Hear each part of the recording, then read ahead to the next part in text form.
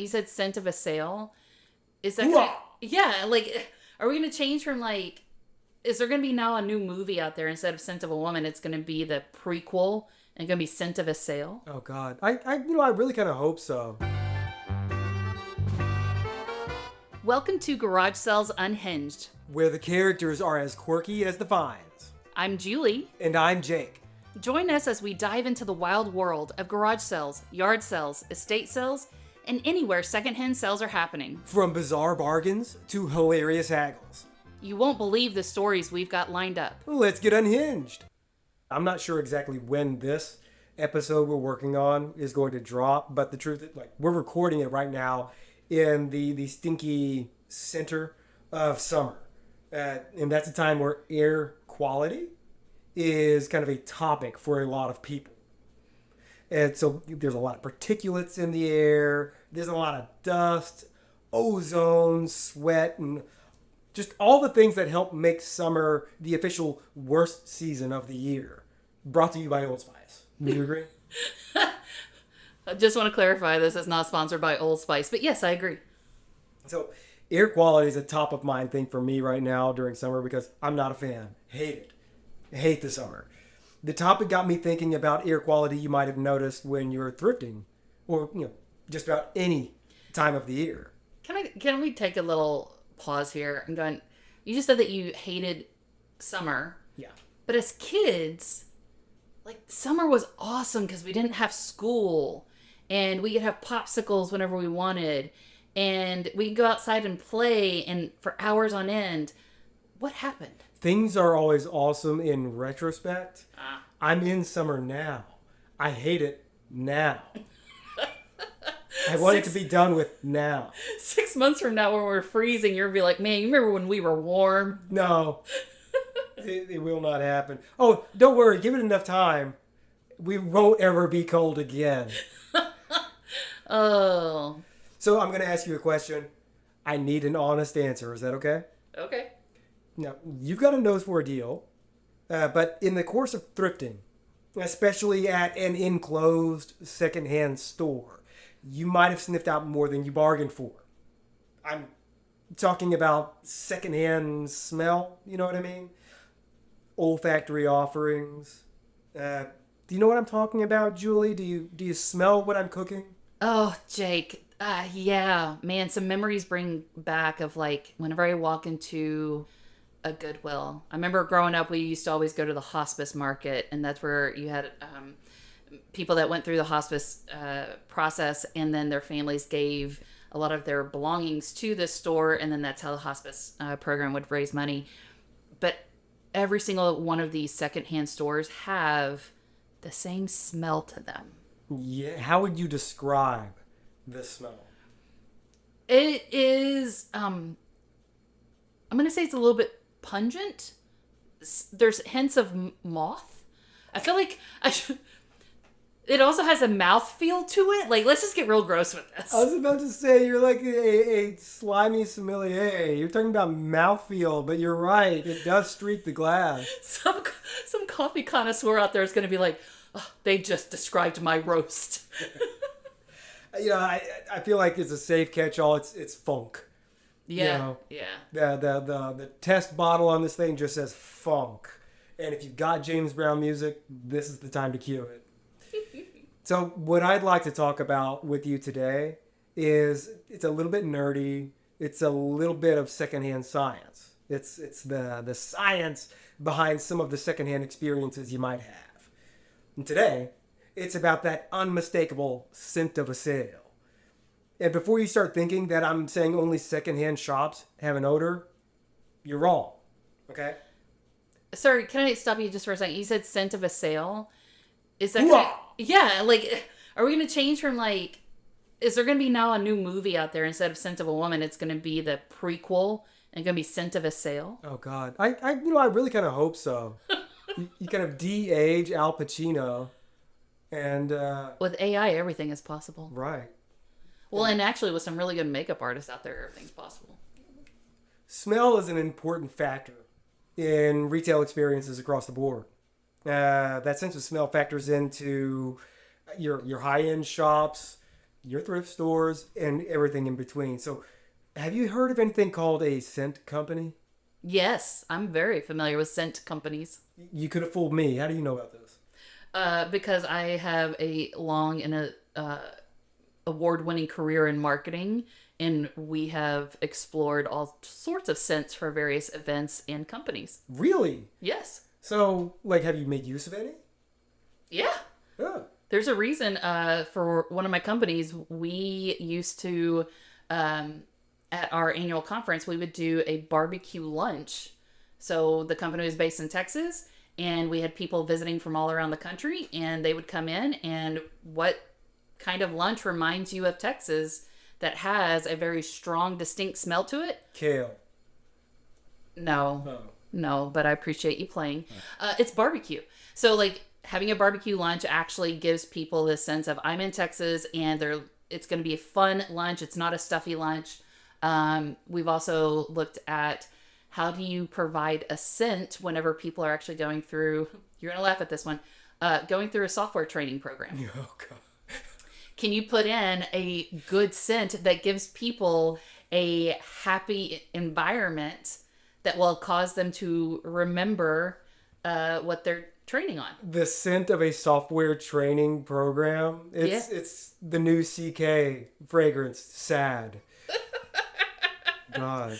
Well, I mean, think about it. You have Annie Ann's and Cinnabon that they pump out the smell of baked cinnamon rolls, baked goods into the malls. That's not really it's not from their store. They're pumping out that scent. It really is like literally like you see in the cartoons where, the cartoon character smells the wavy thing in the air and floats through the air toward the Cinnabon. That's exactly how it works on us. I feel like you did see me at the mall recently, and that's exactly what I was doing. You were floating through the air. Yeah.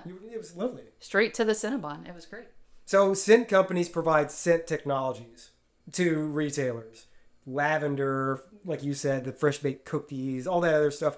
And they disperse them in various ways to encourage certain kinds of behaviors. They want you to spend more time over here. They want you to consider these things over there. And it's a way to essentially manage traffic in a physical space. Encourage people to come in and stick around and stuff like that. In a way, thrift stores, especially ones with a lot of clothing and fabrics in them, they have their own scent brand, even if it is unintentional. Ugh. It's that musky melange. That does not need to be a cologne. It's somewhere between gym sock and a warm plate of lettuce. Yeah, that does not need to be a cologne whatsoever. So if you're in the mood for a fun lunch, which if I can call back a little bit for you, no one wants a fun lunch, especially when it's a work event. I just make it free and make yourself scarce. It's a fun lunch if you include booze. This is true. We didn't, but you could. So I consulted a few experts on this topic, which is to say I used more than one browser. Yay, Dr. Internet. It turns out enough people have noticed and wondered about that consistent odor you get in thrift shops that we collectively turned scientists loose on the matter. Our best men are on it. What about women? Well, no, because generally men are paid more to do the same work as women. That means they're better at it, right? No. Is that not how it works? That's not how any of that works. Okay. And I think we just got canceled. Well, I am canceling my subscription to Joe Rogan. Are you planning a garage sale, yard sale, or estate sale and need some help? Look no further than Garage Sale Supply. They provide top-notch resources and expert advice to help you host the perfect sale. From pricing tips to promotional strategies, they've got you covered. Visit GarageSaleSupply.com and make your next sale a success. So, Julie, you described the smell. We agree. It's like this hazy, general, musky funk. But where do you think the smell comes from?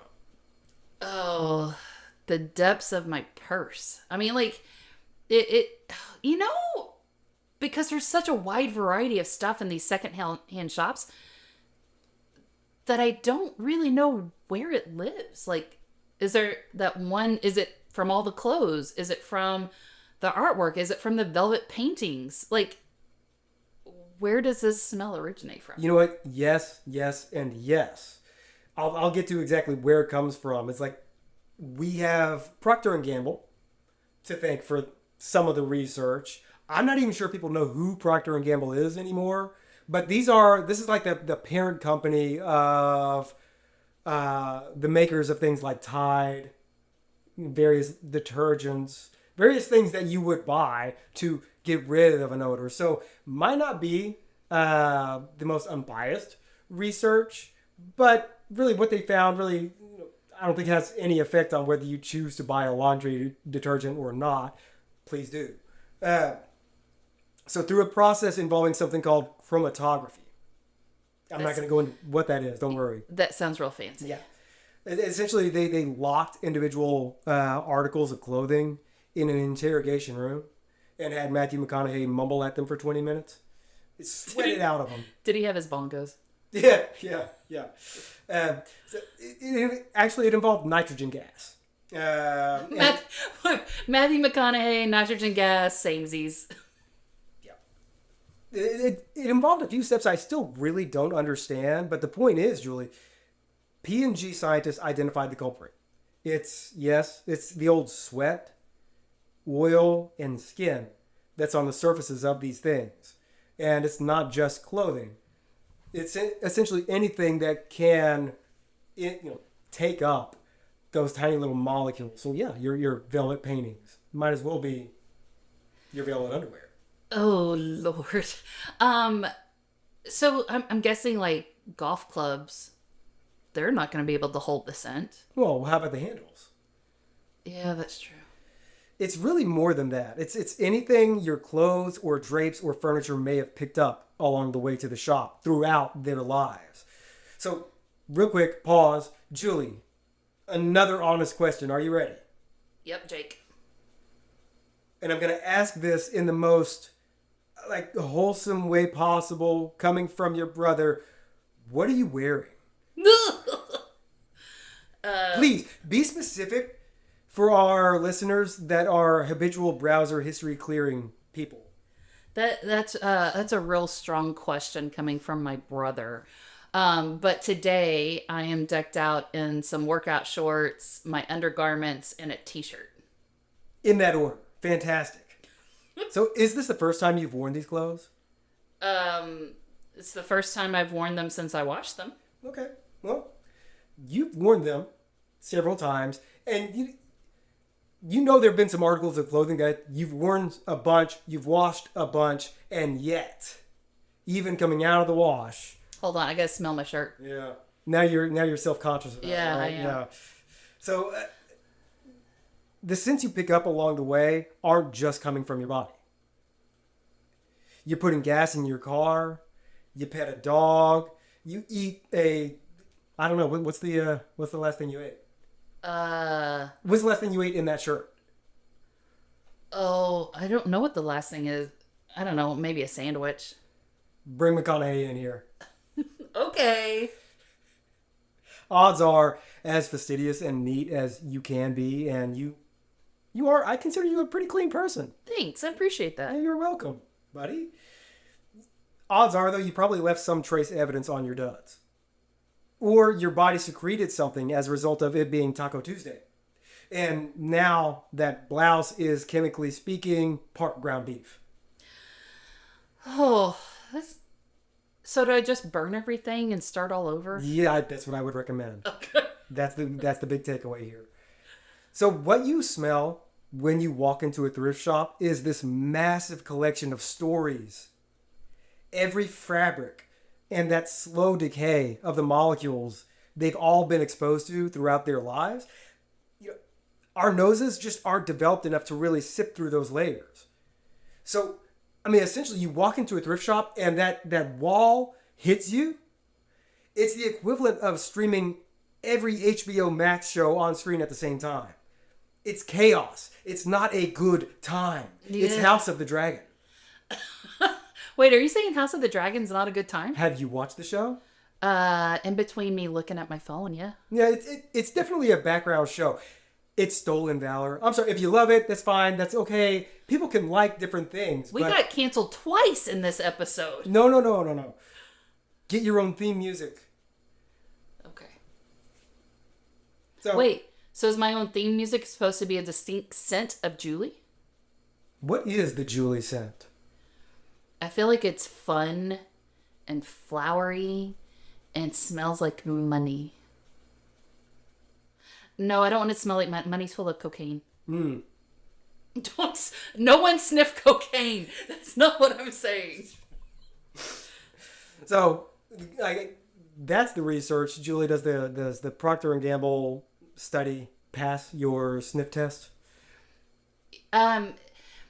Yes, but also they sell detergent, so I feel like their study is going to be, It's hey, biased. yeah, you need to wash things more often. Oh, by the way, we have a $1 billion company that sells detergent. How convenient. I know. Yeah, they need like a double-blind peer review. Matthew McConaughey peer-reviewed study. I recommend you buy Tide. He has a lot of things on his plate these days. Now we need him to do scientific studies on smells.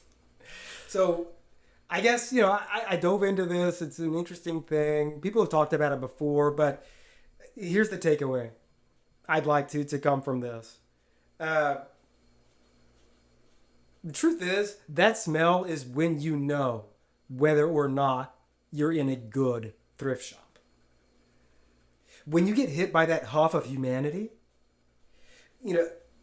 nothing's been thoroughly sanitized. It's genuine.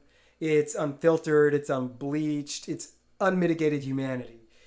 It's dirty the way we like it after church. What does that mean? I'm not going into it.